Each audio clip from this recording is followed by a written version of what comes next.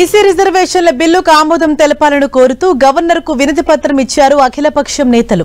మంత్రులు Ponnam Prabhakar, Seethakka, PCC chief Mahesh Kumar Goud, CPI నుంచి Narayana, MLC సత్యం, BRS నేతలు రాజ్ భవన్ కు వెళ్లి గవర్నర్ను కలిశారు. శాసనసభలో ఆమోదం పొందిన బీసీ రిజర్వేషన్ల బిల్లును ఆమోదించాలని కోరినట్లు పీసీసీ చీఫ్ మహేష్ కుమార్ గౌడ్ తెలిపారు.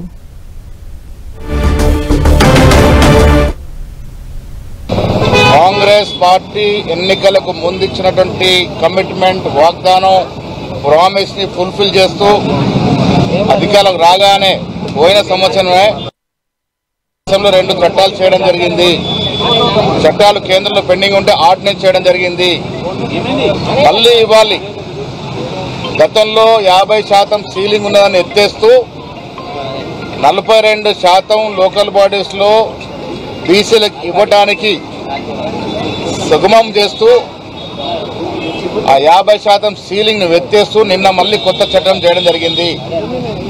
అది గవర్నర్ గారికి వస్తుంది. కాబట్టి ఈ రాష్ట్రంలో బీసీలు 56.33% ఉన్నారని కాస్ట్ సర్వే ద్వారా శాస్త్రీయబద్ధంగా ఒక డాక్యుమెంట్ ని తెలంగాణలో కాంగ్రెస్ ప్రభుత్వం ఇచ్చింది. ఆ డాక్యుమెంట్ ఆధారంగా మాకు రిజర్వేషన్ ఇవ్వాల్సిందిగా బీసీ సంఘాలు కోరుతా ఉన్నాయి.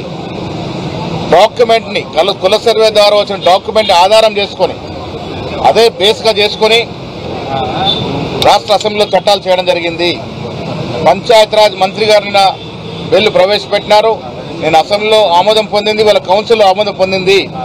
సో గవర్నర్ గారిని మేమందరం కూడా ఆల్ పార్టీస్, ఇక్కడ కాంగ్రెస్ తో పాటు BRS party, CPI party, CPM party, TJS పార్టీతో అందరం కూడా గవర్నర్ కలిసి వారికి వాస్తవాలు వివరించి ఈ బిల్లుని ఆమోదం చేసే విధంగా వారి సహకారం ఉండాల్సిన కోరడం జరిగింది.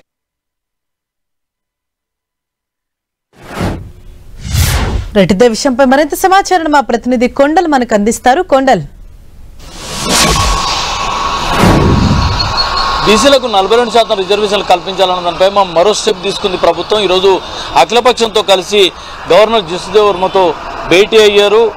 రాష్ట్ర ప్రభుత్వం బీసీ కులగణన నుంచి మొదలుకుంటే శాస్త్రీయంగా ఏ విధంగా కులగణన పూర్తి చేశాం, అదేవిధంగా అసెంబ్లీలో బిల్లును కూడా పాస్ చేశాం. ఆ బిల్లుకు అన్ని పార్టీల మద్దతు కూడా ఏకగ్రీవంగా మద్దతు తెలిపిన పరిస్థితి ఉంది. వీటన్నిటిని దృష్టిలో ఉంచుకొని ఇది చాలా జెన్యూన్ డిమాండ్గా ఉంది, సుదీర్ఘకాలంగా బీసీల్లో ఉన్న డిమాండ్గా ఉంది. కాబట్టి దీనికి ఖచ్చితంగా ఈ బిల్లుకు వెంటనే ఆమోదం తెలపాలని చెప్పి అఖిలపక్షం గవర్నర్ను కోరడం జరిగింది.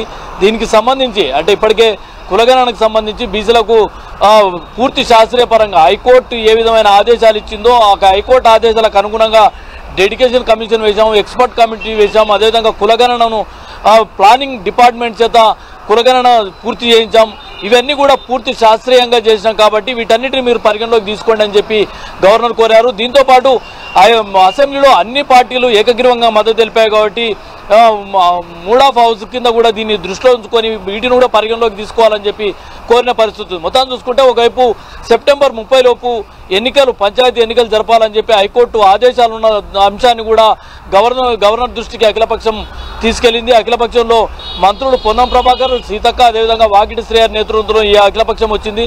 గవర్నర్ ఈ అన్ని అంశాలను సానుకూలంగా స్పందించాలని చెప్పి వాళ్ళు చెప్తున్నారు. ఏదేమైనప్పుడు కూడా బీసీ కులగణన ఏ లక్ష్యంతో పూర్తి చేశామో బీసీలకు 42% కల్పించిన తర్వాత లోకల్ బాడీ ఎన్నికలకు వెళ్తామని చెప్పి ఎన్నికల ముందు ఇచ్చిన హామీ మేరకే తాము ఖచ్చితంగా దానికి కట్టుబడి ఉన్నాము. అదేవిధంగా అదే లైన్లో సాధించే దిశగా ఈ ప్రయత్నాలను చేస్తున్నామని చెప్పి పీసీసీ మహేష్ కుమార్ గౌడ్ చెప్పడం జరిగింది. దీనిపై ఇప్పటికే బిల్లును ఆమోదించి ఒకసారి రాష్ట్రపతికి పంపించారు. రాష్ట్రపతి దగ్గర ఇప్పటికే 5 నెలలుగా బిల్లు పెండింగ్లో ఉన్న పరిస్థితి ఉంది. మరోవైపు ఆర్డినెన్స్ కూడా ఇచ్చిన పరిస్థితి ఉంది, పంచాయతీరాజ్ చట్ట సవరణ కోరుతూ. అయితే ఆర్డినెన్స్ కూడా ప్రస్తుతం రాజ్భవన్లోనే పెండింగ్లో ఉన్న నేపథ్యంలో అప్పుడు అసెంబ్లీ నిరవధిక వాయిదా ఉన్న నేపథ్యంలోనే ఆర్డినెన్స్ తీసుకురావాల్సి వచ్చింది.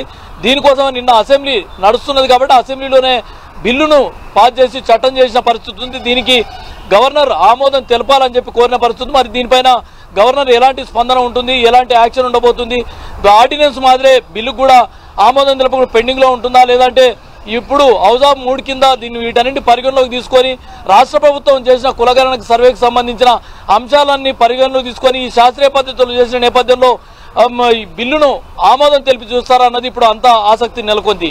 హరీష, థాంక్యూ కొండల్.